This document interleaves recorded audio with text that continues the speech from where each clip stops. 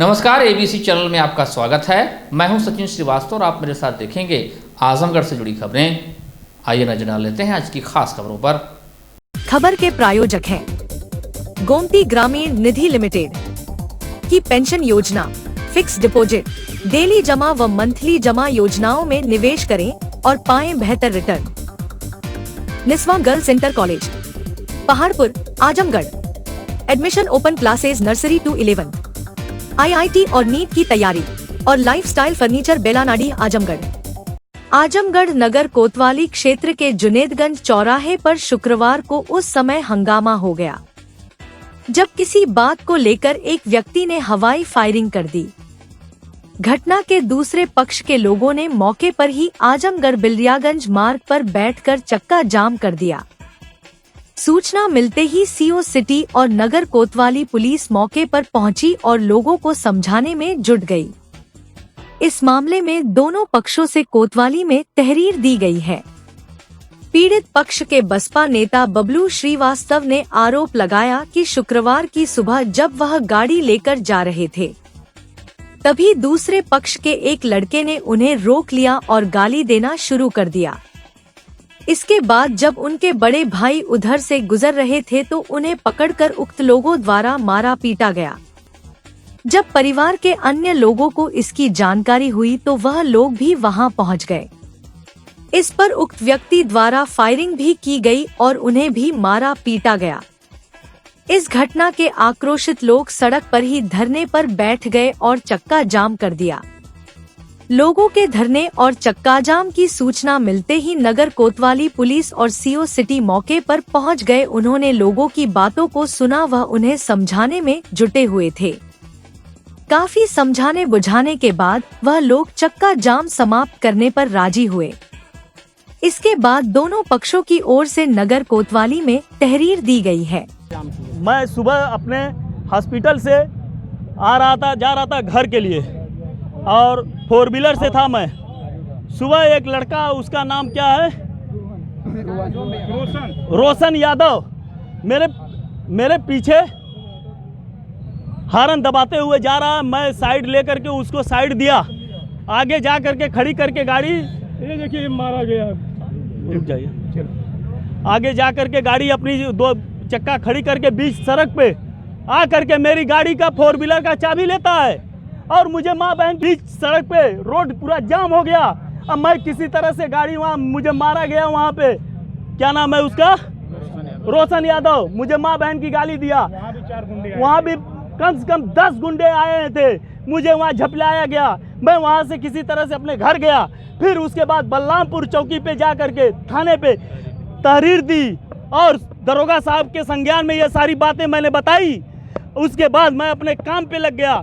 फिर मुझे फोन आया कि आपके बड़े भाई को हम लोग बच्चन यादव ने पकड़े हैं। तो बच्चन यादव के जब घर पे हम लोग 5 भाई आते हैं तो बच्चन यादव के लड़के हम 5 भाइयों को और मारते हैं। किडनैप किए थे हमारे बड़े भाई को।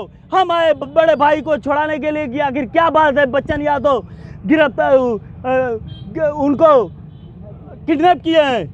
तो बच्चन यादव के लड़के ने 50 की संख्या में ये लोग हम लोगों को मारे और उसके बाद फायर किए। सामने से गोली निकल करके गई है। आप चाहे तो सीसी कैमरा से देख सकते हैं, रिकॉर्डिंग भी है। बच्चन यादव की गुंडई है।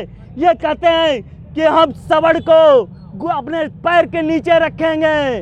लाला बाबन ठाकुर हरिहरपुर में ब्राह्मण का कत्ल कर दिए, कोई हमारा बाल बाका नहीं किया। आज आपका भी कत्ल होगा, हमका एक कत्ल कर दीजिए। मैं शासन से पूछना चाहता हूँ, प्रशासन से पूछना चाहता हूँ, क्या वो मेरा पोस्टमार्टम करने आई है? मुझे गिरफ्तारी चाहिए। कितनी राउंड फायरिंग की? 2 राउंड। 2 राउंड सामने, 2 राउंड अंदर हुई है। सुबह में हमारे चाचा जो हैं गाड़ी से जा रहे थे, जो अभी आपको बताए हैं, पूरा अवगत कराए हैं। फिर हमको जानकारी मिली है कि वो घर से आ रहे थे और इन्हीं बच्चन यादव के घर के सामने उनको रोक लिया गया है। वो फिर किसी प्रकार से मुझे कॉल किए कि हमको यहाँ पे लोग बैठाए हैं और गंदी गंदी गाली दे रहे हैं। और ये लोग पहले से लोग कूट रचित रचना बनाए थे कि हम लोग मारा जाएगा। और इनके पास 30-40 लोग हाथे के अंदर लोग बैठे हुए थे। जैसे हम लोग यहाँ पर आए हैं उनको छुड़ाने के लिए, ये लोग हम लोगों के ऊपर टूट पड़े और लगे मारने। फिर हम लोग किसी प्रकार से अपने आप को बचाए। फिर हमको जब देखे तो कहे कि अभी हरिहरपुर में ब्राह्मण की हत्या हुई है, तुम भी आओ, तुम्हारा भी हत्या होगा। उसके बाद उन्होंने दिन दहाड़े हमारे ऊपर गोली चलाए हैं, चाचा के ऊपर गोली चलाए हैं, और गोली चलाते हुए और इस हाथे में चले गए हैं, जाकर के अंदर से लोग हवाई फायरिंग किए हैं। कितने राउंड फायरिंग किए? लगभग 4 राउंड फायरिंग हुई है वहाँ पे। हमें प्रशासन से ये मांग है कि इन लोगों के ऊपर उचित कार्रवाई हो, क्योंकि विगत वर्षों जिस प्रकार से एक ब्राह्मण की हत्या हुई है, आगे कोई ऐसी घटना ना घटे। इनके ऊपर ऐसी कार्रवाई हो कि वो नज़ीर बन जाए। तो बच्चन यादव क्या करते हैं? क्या बच्चन यादव ये एक प्रकार भू माफिया हैं और ये अपराधियों को शरण देते हैं। आज भी वो गोली चला करके उनके हाथे में ही वो सब भगे हैं और वो उसके बाद ये लोग गेट बंद कर लिए हैं। एसपी सिटी शैलेंद्र लाल ने बताया कि यह मामला कार और बाइक की टक्कर का है। कार और बाइक की टक्कर के बाद दोनों पक्षों में मारपीट हो गई। इस मामले की जांच सीओसीटी को सौंपी गई है। जांच में जो तथ्य सामने आएगा उसके हिसाब से कार्रवाई की जाएगी। 2 पक्षों के बीच में, जो एक पक्ष कार से जा रहा था और दूसरा मोटरसाइकिल से जा रहा था, आपस में दोनों की टक्कर जुनैदगंज चौराहे के पास हुई थी। इसके बाद दोनों पक्षों में मारपीट हो गई। इसकी जांच सीओसीटी को सौंपी गई है। जांच में जो सही पाया जाए उसके आधार पर नियमानुसार वैधानिक कार्रवाई की जाएगी। नगर क्षेत्र में मूलभूत सुविधाओं का अभाव है। कहीं पीने के पानी का संकट है तो कहीं जल भराव की समस्या है।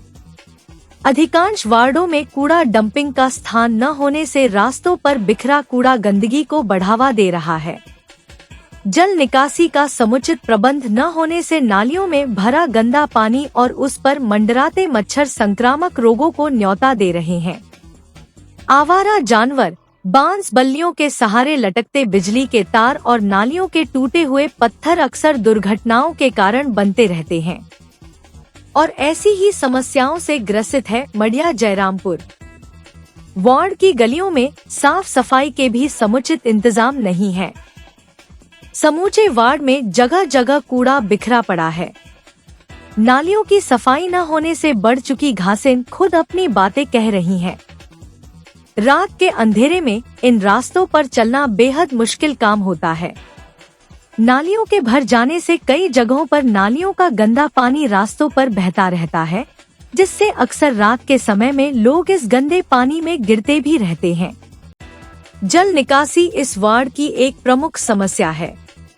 यहाँ हाल यह है कि यहाँ के लोगों ने आज तक वार्ड में दवा का छिड़काव होते कभी नहीं देखा।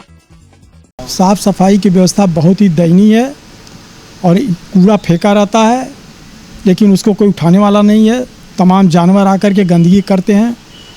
मेरे आस पड़ोस में ऑफिस भी कई बार कहा गया, लेकिन कोई इसका जो है सुनवाई नहीं होता है।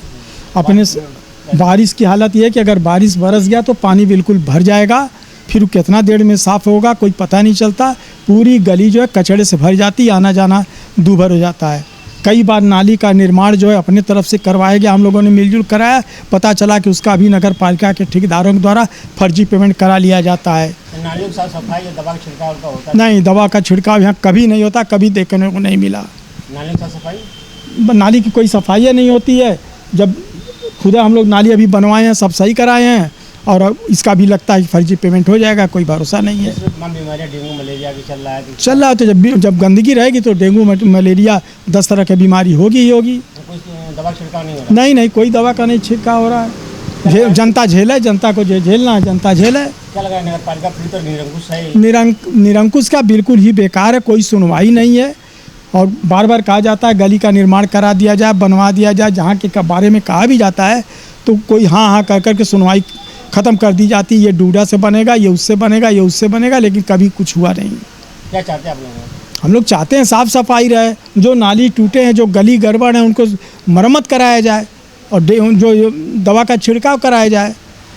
लोग स्वस्थ लोग यहाँ के रहने वाले स्वस्थ रहेंगे, गली साफ़ रहेगी तो अपने आप ही इसका विकास होगा, बढ़िया होगा, सब लोग तारीफ़ करेंगे।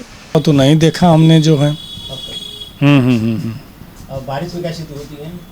बारिश में पानी जो है भर जाता है रोड पे और चौराहे पे तो ज़्यादा जाम लग जाता है। क्या कारण है इसका? वही पानी निकासी की प्रॉब्लम है। नालियों की साफ सफाई? नाले की साफ सफाई तो हल्का फुल्का रहता है, मतलब जैसा चाहिए वैसा नहीं रहता। नगर पालिका की आप लोगों में जो कार्य हो रहा है, इसमें जो बीमारियाँ चल रही हैं, दवा छिड़काव हो रहा है, नगर पालिका द्वारा क्या दिक्कतें आप लोगों को हो रही हैं?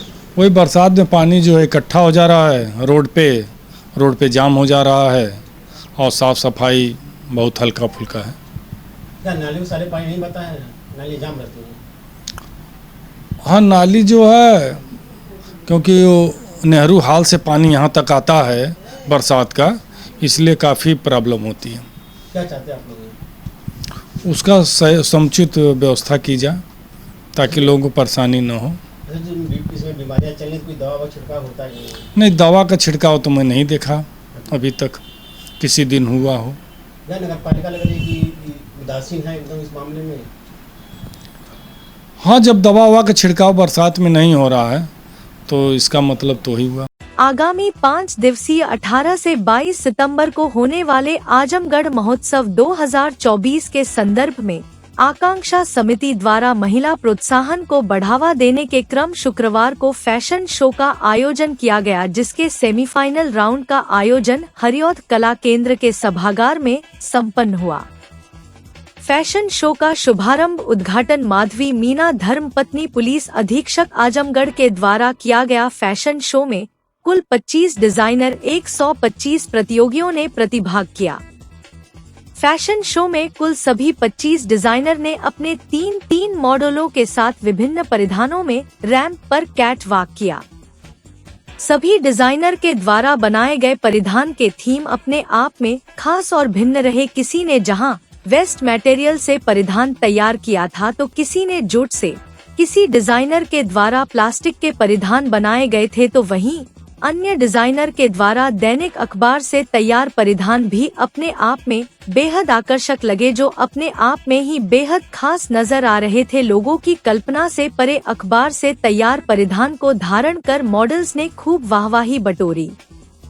आकांक्षा समिति द्वारा महिलाओं के आत्मबल को बढ़ाने के मद्देनजर आजमगढ़ के इतिहास में पहली बार कामकाजी घरेलू 50 वर्ष प्लस की महिलाओं के लिए आकांक्षा समिति के द्वारा फैशन शो में अवसर दिया गया था, जिसमें जनपद के विभिन्न स्थानों, गांव, शहर की महिलाओं ने भाग लिया। जनपद में पहली बार 50 प्लस उम्र की कामकाजी घरेलू महिलाओं को पहली बार मंच प्रदान किया गया। मंच पर पहली बार अपना प्रदर्शन करते हुए सभी प्रतियोगी महिलाओं का आत्मविश्वास देखते ही बनता था। रैंप पर उनके प्रदर्शन देखकर लोगों द्वारा खूब उत्साहवर्धन किया गया। सभी प्रतियोगियों के लिए खूब तालियां, वाहवाही हुई। पहली बार मंच पर प्रदर्शन करने के अवसर मिलने पर महिलाएं काफी प्रसन्नचित दिखाई दी, तो वही सभागार में मौजूद आकांक्षा समिति की अध्यक्ष अंगिरा भारद्वाज, उपाध्यक्ष श्रद्धा खटाना, नूपुर गुप्ता तथा अन्य पदाधिकारी सदस्यों तथा दर्शकों द्वारा खूब तारीफ हुई तथा सभी प्रतियोगियों का उत्साहवर्धन किया गया। सभी प्रतियोगियों से आकांक्षा समिति अध्यक्ष, उपाध्यक्ष एवं अन्य पदाधिकारी ने परिचय प्राप्त किया एवं उन्हें प्रमाण पत्र तथा पुरस्कार से पुरस्कृत किया। बता दें कि 25 अगस्त तथा 1 सितंबर को हुए ऑडिशन के चयनित प्रतियोगियों द्वारा आज सेमीफाइनल में प्रतिभाग किया गया।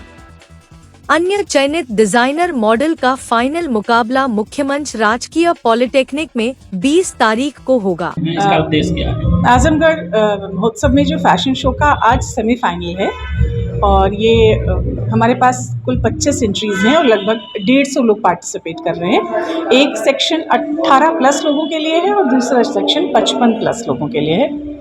तो हम अपने समाज की जो एल्डरली लेडीज़ हैं, जो फिट हैं, जो कॉन्फिडेंट हैं, जो अपनी पहचान बनाने में, अपने आप को प्रेजेंट करने में आज भी हिचक महसूस कर रही है, मगर एक छोटा सा प्रोत्साहन चाहिए, वो आकांक्षा समिति की मदद से हम उन्हें देना चाह रहे हैं। वाराणसी लुम्बिनी नेशनल हाईवे पर जनपद आजमगढ़ के सिधारी थाना क्षेत्र के खोजापुर गांव के पास शुक्रवार की देर शाम स्कॉर्पियो और हुंडई कार के बीच हुई जबरदस्त टक्कर में एक व्यक्ति की मौके पर मौत हो गई, जबकि 2 लोग बुरी तरह घायल हो गए। महाराजगंज थाना क्षेत्र के करमहा डिंगुरपुर गांव निवासी 65 वर्षीय रमाकांत सिंह पुत्र जंग बहादुर सिंह काफी दिनों से बीमार चल रहे थे। उनके पुत्र 45 वर्षीय दुर्गविजय सिंह और पड़ोस के गांव देवारा कदीम निवासी 43 वर्षीय ब्रिजेश पुत्र परहंस रमाकांत को गुरुवार को सुबह किसी डॉक्टर को दिखाने के लिए वाराणसी गए थे। देर शाम करीब 8 बजे हुंडई कार से वाराणसी से वापस आ रहे थे। रास्ते में खोजापुर गांव के पास पहुंचे थे कि सामने से आ रही स्कॉर्पियो में टक्कर हो गई। इस दुर्घटना में कार सवार सभी लोग गंभीर रूप से घायल हो गए। दुर्घटना की खबर मिलते ही सिधारी थाने की पुलिस मौके पर पहुंच गई। पुलिस ने सभी घायलों को एम्बुलेंस से जिला अस्पताल में भर्ती कराया। जिला अस्पताल पहुंचने पर डॉक्टर ने रमाकांत को मृत घोषित कर दिया, जबकि दोनों घायलों का उपचार शुरू कर दिया। दुर्घटना के बाद स्कॉर्पियो चालक वाहन छोड़कर फरार हो गया। नाम था रमाकांत से, बनारस से आ रहे थे दवा करा के अपना, और यहीं खोजापुर में एक्सीडेंट हो गया है स्कॉर्पियो से। कब की घटना है? ये कल 7:15 बजे। कल 7 बजे।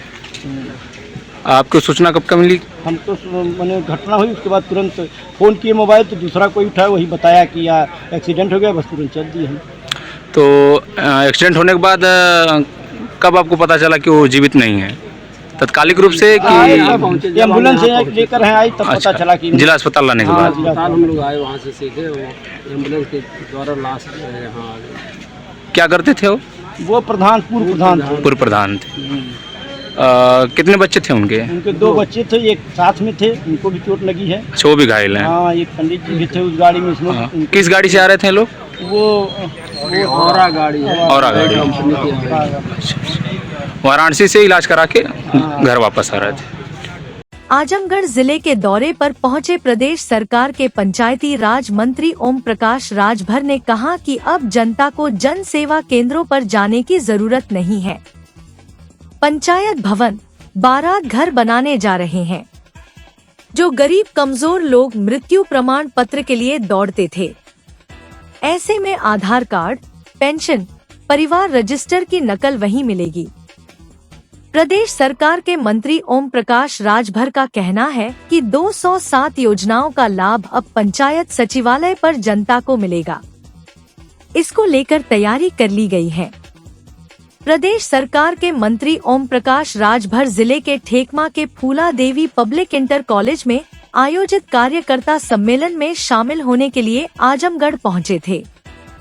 सुल्तानपुर लूट कांड में आरोपी मंगेश यादव के एनकाउंटर पर सपा सुप्रीमो अखिलेश यादव द्वारा सवाल उठाए जाने के सवाल पर प्रदेश सरकार के मंत्री ओम प्रकाश राजभर का कहना है कि एनकाउंटर पर सवाल उठाए जाना कोई नई बात नहीं है। इससे पहले कांग्रेस के कार्यकाल में भी अपराधी मारे गए। सपा और बसपा के कार्यकाल में भी अपराधी मारे गए थे। भाजपा की सरकार में 67 मुस्लिम, 20 ब्राह्मण, 18 राजपूत अपराधी मारे गए, पर इस पर अखिलेश यादव सवाल नहीं करते हैं। 19 यादव अपराधी मारे जाते हैं तो उसकी चिंता करते हैं और सवाल उठाते हैं। अखिलेश यादव के अपने कौम की चिंता है। ओम प्रकाश राजभर का कहना है कि जब पुलिस के ऊपर अपराधी फायरिंग करेंगे तो क्या पुलिस फूलों की वर्षा करेगी? वहीं राहुल गांधी पर निशाना साधते हुए कहा कि राहुल गांधी देश को बदनाम करने का काम कर रहे हैं। समाजवादी पार्टी कांग्रेस के साथ आरक्षण खत्म करने को खड़ी है। वहीं अमेरिका में राहुल गांधी अलग बयानबाजी करते हैं। कानून को ताक पर रखकर इमरजेंसी लगाने का काम कांग्रेस नहीं किया था। प्रदेश सरकार के मंत्री ओम प्रकाश राजभर ने अखिलेश यादव के पीडीए पर हमला बोलते हुए कहा कि यह परिवार डेवलपमेंट अथॉरिटी है। सपा का काम अपना विकास करना है। 5 वर्ष जब अखिलेश यादव प्रदेश के मुख्यमंत्री थे तो जब उन्हें मौका मिला तो आती पिछड़ों के हक को लूटने का काम किया। आज केंद्र और प्रदेश की सरकार हर जिले में विकास के लिए पैसा दे रही है, कहीं पर भी भेदभाव नहीं हो रहा है। या बात अलग है कि हम अपनी बातों का प्रचार किस तरह करते हैं। ओम प्रकाश राजभर का कहना है कि केंद्र और प्रदेश सरकार की जो भी योजनाएं हैं उन्हें जनता के बीच पहुंचाने का काम किया जाएगा। इस अवसर पर विशिष्ट अतिथि के तौर पर राष्ट्रीय मुख्य प्रवक्ता अरुण कुमार राजभर भी उपस्थित थे। आपके बीच में सरकार में शामिल होने के बाद पहली बार हम इधर आए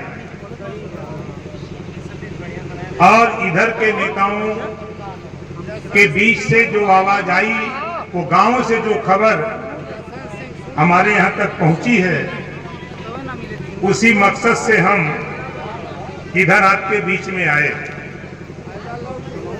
उस मकसद की जानकारी के लिए आपके बीच में मैंने अरुण राजभर, जो पार्टी के राष्ट्रीय प्रवक्ता है, इनको मैंने आपके गांव में भेजा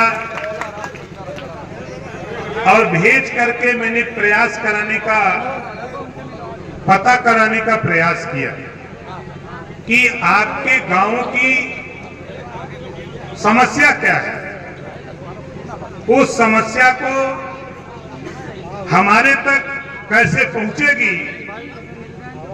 अब तो हम पावर में हैं, बड़ा पावर तो नहीं है लेकिन छोटा भी नहीं है।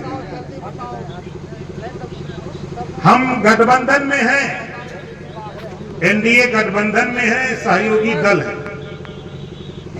भारतीय जनता पार्टी, अपना दल, निषाद पार्टी, राष्ट्रीय लोक दल और भारतीय समाज पार्टी उत्तर प्रदेश में ही नहीं पूरे देश में गठबंधन कर लिया है। और ये गठबंधन क्यों किया है, हम इसी पे चर्चा करेंगे। ये कलम कितने लोगों को दिखाई दे रही है, जरा हाथ उठाओ। और खासतौर से उन नौजवानों से कहूंगा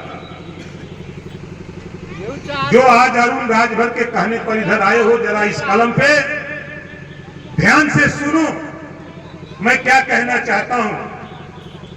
जब नाम आता है आजमगढ़ के विकास की, तो लोग कहते हैं कि ये समाजवादी पार्टी का गढ़ है। लोग कहते हैं समाजवादी पार्टी का गढ़ है। मैं आपसे पूछना चाहता हूं, समाजवादी पार्टी का गढ़ बना के रखना चाहते हो कि अपना नाली खरंजा चक्रोट पुल पुलिया अपने बेटा बेटी को रोजगार और नौकरी देना चाहते हो? आज आपसे मैं सवाल करने के लिए आपके बीच में आया। रुपये का हिसाब होगा, जो तुझे रुपया मिला है उस रुपए का हिसाब अपने अपने विधानसभा में जनता को देना पड़ेगा। कितनी सड़क तूने बनवाई, कितनी सड़क तूने बनवाई? 5 करोड़ रुपया मिलता है, आप जान लो 5 करोड़ रुपया मिलता है इस काम के लिए। जो एप्लीकेशन आप दे रहे हो मुझे आरसीसी बनाने के लिए, नाली बनाने के लिए, खरंजा बनाने के लिए, पुल पुलिया बनाने के लिए 5 करोड़ रुपया मिलता है। क्यों मैं कह रहा हूं, मुझे भी मिलता है, सीना ठोक के कहता हूं मुझे भी मिलता है। और 5 करोड़ में 25 लाख रुपया, सुन लो नौजवानों, 5 करोड़ में 25 लाख रुपया विधायक अपनी दस्तखत से किसी भी गरीब को, चाहे वो किसी जाति का हो, 5,000 से लेके 5,000 से लेके 5 लाख रुपया तक एक मरीज को इलाज के लिए विधायक निधि से देने के लिए 10 महीना पहले मुख्यमंत्री योगी आदित्यनाथ जी ने कानून पास कर दिया है। कानून पास कर दिया।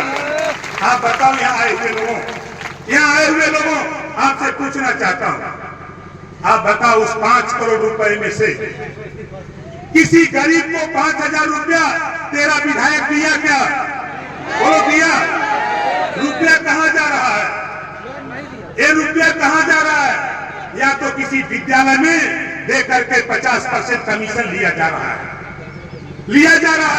चले जाओ जहूराबाद, गाजीपुर, सीना ठोक के ओम प्रकाश राजभर कहता है पूरे उत्तर प्रदेश में 25 लाख नहीं, ओम प्रकाश राजभर 12 करोड़ रुपया हमने गरीबों के इलाज के लिए दे डाला। 12 करोड़ रुपया। यही अभी हमारे साथी एक पत्र दे रहे थे मुझे, पार्टी के नेता भी हैं यादव जी, राम जी यावन यादव, अभी यही कहीं होंगे। बोलो रुपया मिला कि नहीं मिला है? जोरदार ताली बजा के स्वागत करो। मैंने रुपया दिया हूं, इस नाते कहता हूं आपके आजमगढ़ में खोजेंगे तो सैकड़ों ऐसे लोग मिल जाएंगे जिनको रुपया मैंने दिया। और आज तेरा रुपया 25 लाख रुपया तेरा कहां जा रहा है? अब इस रुपए की खोजबीन होगी, इस रुपए की खोजबीन होगी। आपको अगर 5 करोड़ रुपया हर साल मिल रहा है तो आपको बताना पड़ेगा कि कौन कौन सी सड़क किस किस गांव में विधायक निधि से आपने बनाया। अगर नहीं बताओगे तो दोबारा वोट मांगने गांव में जाओगे, यही 2 फुट का डंडा लेकर तेरी पिटाई यही जनता करेगी कि सवाल का जवाब दो, नहीं तो फिर लौट के जाओ। जनपद में मनरेगा का कार्य केवल कागजों पर कराया जा रहा है। रोजगार सेवक एवं मनरेगा सेल अपने चहेतों का जॉब कार्ड बनाकर उनका लेबर डिमांड निकाल करके और फर्जी हाजिरी चढ़ा करके केवल भ्रष्टाचार में संलिप्त है। शुक्रवार को मनरेगा मजदूर संघ ने ये आरोप लगाए। संघ का कहना था कि मजदूरों को काम नहीं दिया जा रहा, फर्जी लेबर डिमांड निकाल करके काम करने का सिलसिला लगातार जारी है, जिसमें सक्षम लोगों की मनमानी चरम सीमा पर है। वहीं मनरेगा मजदूर संघ की जिला अध्यक्ष नविता शर्मा ने बताया कि अधिकारी, ग्राम सचिव, रोजगार सेवक यह सभी लोग फर्जी तरीके से लेबर डिमांड निकाल करके कार्य करने में संलिप्त है। मनरेगा श्रमिकों को समय पर लेबर डिमांड रिसीव करके काम उपलब्ध कराया जाना चाहिए एवं कार्य पूर्ण होने के 15 दिन के उपरांत उनका भुगतान होना चाहिए। अगर लेबर डिमांड रिसीव करने के 15 दिन के अंतर्गत कार्य नहीं दिया जाता है तो उन्हें मनरेगा अधिनियम 2005 के तहत बेरोजगारी भत्ता दिया जाना चाहिए। कार्यालय पर इसलिए आई हूँ कि जो हमारे 22 ब्लॉक के मनरेगा मजदूर संघ के सदस्य और पदाधिकारी हैं, जैसे ब्लॉक अध्यक्ष, जैसे ग्राम सभा अध्यक्ष, तो ये लोग जो बहुत पीड़ित है लाभार्थी, जो इन लोगों को मनरेगा में मजदूरों को काम चाहिए, वो काम नहीं मिलता है। जो सन 2005 में अधिनियम कहता है कि मजदूरों को 15 दिन के अंदर में मजदूरों को काम मिलनी चाहिए, अगर न मिले तो बेरोजगारी भत्ता चाहिए। बेरोजगारी हमारे श्रमिकों को काम भी नहीं मिल रहा है और हमारे श्रमिकों को जो है भत्ता कहाँ से मिलेगी। मनरेगा अधिनियम कहता है कि साल भर में मजदूरों को साल भर में जो है 100 दिन का काम चाहिए। 100 दिन का काम मिल भी नहीं रहा है। यहाँ पर देखा जा रहा है तो कार्यस्थल पर मजदूर जो है ही नहीं है और बाकी जो है पैसे का भुगतान हो जा रहा है। इसीलिए मैं अपने मजदूरों को जो है, पीड़ित हमारे मजदूर हैं, लाभार्थी हैं, इन लोगों को जो है बड़ी मजबूरी में मैं लेकर यहाँ पर आई हूँ ताकि हमारी आवाज़ को मुख्यमंत्री योगी आदित्यनाथ तक पहुँचाया जाए और हमारे जो मांग है, जो अधिनियम दिया है उसी चीज़ को हम ले रहे हैं। हमें किसी से दुश्मनी नहीं है और जो हमारे बेरोजगार मजदूर हैं इनको जो है रोजगार देने का प्रयास। जिलाधिकारी विशाल भारद्वाज ने कहा कि सभी कार्यदायी संस्थाएं रोड रेस्टोरेशन कार्यों को शीर्ष प्राथमिकता के साथ सुनिश्चित करें। उन्होंने कहा कि मैन पावर बढ़ाकर जल्द से जल्द रोड रेस्टोरेशन कार्य को पूर्ण कराएं। उन्होंने कहा कि पाइपलाइन डालने के लिए खोदी गई सड़कों एवं सीसी रोड का जब तक रेस्टोरेशन न हो तब तक प्रॉपर बैरिकेडिंग कराया जाए। यदि किसी प्रकार की घटना होती है तो संबंधित कार्यदायी संस्था के विरुद्ध कड़ी कार्यवाही की जाएगी। जिलाधिकारी ने उक्त निर्देश आज कलेक्ट्रेट सभागार में जल जीवन मिशन ग्रामीण हर घर जल योजना के अंतर्गत चल रहे कार्यों की समीक्षा करते हुए अधिकारियों को दिए। उन्होंने सभी कार्यदायी संस्थाओं को solar installation, FHTC, trial run, OHT pump, flooring आदि कार्यों को निर्धारित किए गए समय सीमा के अंदर पूर्ण करने के निर्देश दिए। उन्होंने कहा कि जितना FHTC किया जाए उसके सापेक्ष 100% रिपोर्टिंग सुनिश्चित किया जाए। जिलाधिकारी ने ISA कंपनियों को गांव में व्यापक प्रचार प्रसार कर वाटर कनेक्शन लेने के लिए जागरूक करने के निर्देश दिए। उन्होंने कहा कि सभी ग्रामों, मजरों में एवं पुरुष, महिला एवं सभी धर्म संप्रदाय के लोगों के साथ बैठक कर पानी के महत्व को बताएं एवं पानी का कनेक्शन लेने के लिए जागरूक किया जाए। अधिशासी अभियंता जल निगम ग्रामीण ने बताया कि हर घर जल योजना के तहत 28173 घरों को नियमित जल आपूर्ति की जा रही है। बैठक में अधिशासी अभियंता जल निगम ग्रामीण एवं समस्त कार्यवाही संस्थाओं के प्रतिनिधि उपस्थित रहे। सुल्तानपुर के मंगेश यादव एनकाउंटर सहित यूपी पुलिस के तमाम विवादित एनकाउंटरों के विरोध में शुक्रवार को आजाद अधिकार सेना ने पूरे प्रदेश में पुलिस हत्या विरोध दिवस मनाया। पार्टी के जिला अध्यक्ष अशोक कुमार सिंह ने कहा कि पिछले लगभग 7 वर्षों से उत्तर प्रदेश पुलिस तथा उसकी तमाम एजेंसियां लगातार हाफ एनकाउंटर, फुल एनकाउंटर तथा अन्य माध्यमों से कानून के प्रावधानों के विपरीत जाकर पुलिस मुठभेड़ कर रही है। इनमें तमाम मुठभेड़ों पर गहरे सवालिया निशान लगे हैं और इन्हें लेकर सुप्रीम कोर्ट, हाई कोर्ट, मानवाधिकार आयोग आदि में तमाम शिकायत हुई है और तमाम एफआईआर भी दर्ज हुए हैं। इसके बाद भी उच्च स्तरीय दबाव में उत्तर प्रदेश पुलिस लगातार इस प्रकार के एनकाउंटर कर रही है, जिन्हें आमतौर पर फर्जी एनकाउंटर माना जा रहा है। विगत दिनों सुल्तानपुर के मंगेश यादव एनकाउंटर ने इस बात को एक बार फिर सामने ला दिया है। उन्होंने कहा कि इस प्रकार लोगों का कथित एनकाउंटर किया जाना कानून की दृष्टि से पूरी तरह से प्रतिबंधित है और हत्या की श्रेणी में आता है। इसीलिए आज आजाद अधिकार सेना जिला मुख्यालय पर पुलिस हत्या विरोध दिवस मनाते हुए प्रत्यावेदन देकर इस प्रकार के पुलिस मुठभेड़ पर पूर्ण लगाम लगाए जाने की पुलिस मांग मुठभेड़ कर जो रही है। हो रही है फर्जी तरीके से, गिरफ्तारी कहीं और हो रही है और ले जाके दिखा के कहीं और मारा जा रहा है, उसी के पक्ष में हम लोग प्रत्यावेदन दे रहे हैं। मांगे हैं कि मामला मंगेश यादव वाला है, चाहे कहीं भी जहां भी मुठभेड़ हो रही है प्रशासन कहीं और से उठाता है और ले जाके इनकाउंटर कहीं और करता है, पैर में मार दे रहा है या मतलब ख़त्म ही कर दे रहा है। उसमें निष्पक्षता बरती जाए, अगर गिरफ्तारी जहाँ से हो रही है उसको दिखाया जाए, न कि इनकाउंटर किया जाए। यही हम लोग की मांग है। आज़ाद अधिकार सेना हमारे राष्ट्रीय अध्यक्ष अमिताभ ठाकुर जी के निर्देश पे हम लोग। निस्वा गर्ल्स कॉलेज पहाड़पुर आजमगढ़ के सबसे पुराने कॉलेजेस में से एक है, जो 1938 से विज्ञान, वाणिज्य, कला के क्षेत्र में उत्कृष्ट शिक्षा प्रदान कर रहा है। इसने कक्षा 9वीं से 12वीं तक IIT और नीट की तैयारी के लिए ग्रेविटी इंस्टीट्यूट लखनऊ के साथ इंटीग्रेटेड कक्षाएं भी शुरू की हैं। कक्षा नर्सरी से 11वीं तक प्रवेश खुला है। उच्च अनुभव वाले शिक्षकों के साथ उत्कृष्ट शिक्षण पद्धति, पूर्ण सुसज्जित कंप्यूटर लैब, पुस्तकालय और विज्ञान प्रयोगशाला, 24/7 CCTV निगरानी, पावर बैकअप। न्यू एडमिशंस के लिए फॉर्म और प्रोस्पेक्टस अवेलेबल है, तो जल्दी करें।